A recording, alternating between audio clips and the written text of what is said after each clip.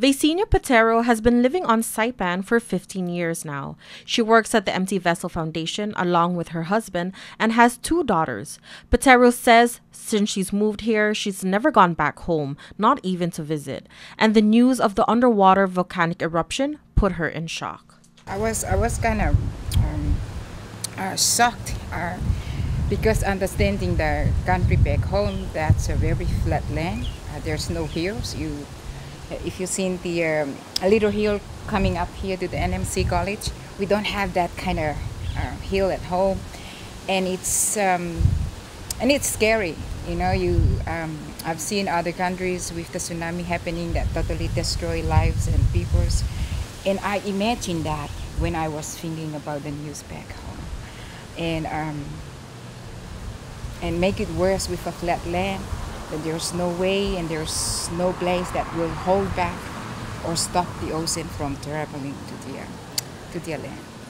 Tonga has 169 islands and about 70% of its people live on the main island of Tonga Tapu. The country is currently experiencing a near total blackout after their only undersea cable was damaged.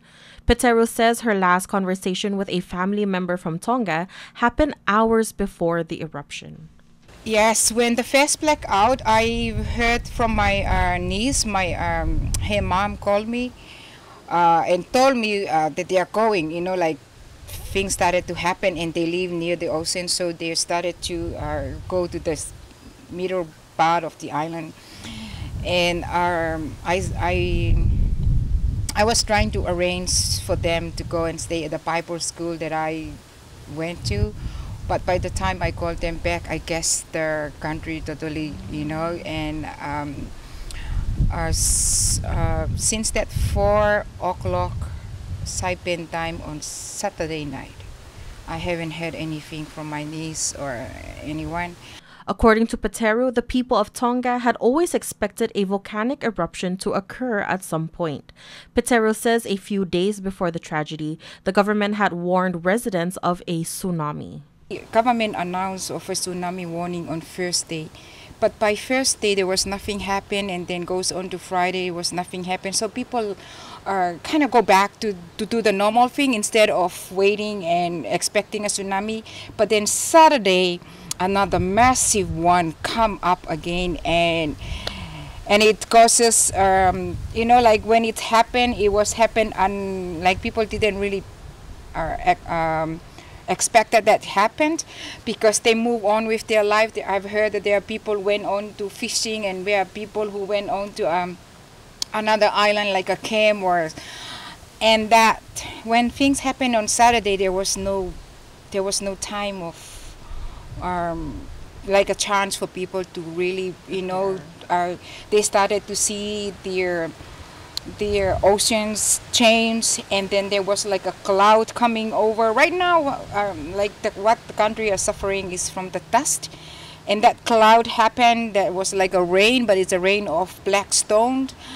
And then people realized there is a serious things happening, so they started to move to the middle of the island of the country because, like I said earlier, that the country is very flat. The sea can just travel as far as they want to go. Peteru says life on Tonga is different compared to here on Saipan. People have to work in order to put food on the table. There is no such thing as food stamp or NAP or any help from the government to people. If you live in Tonga, you must work, and so that you can survive. But if you have family overseas, they're one of the most people who help provide families back home, those who live overseas.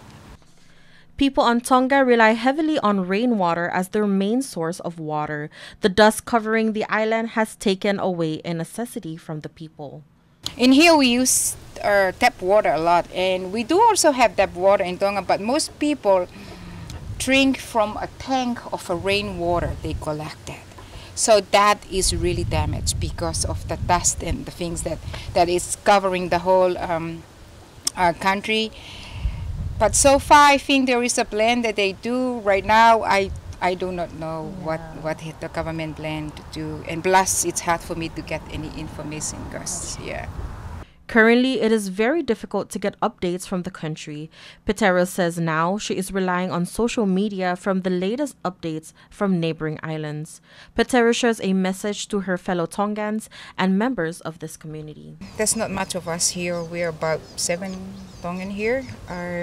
If we can keep the country in prayers, and I know I have friends here who cares about the country. There's nothing that we can do, but we can keep the country and the people of the country in your prayers.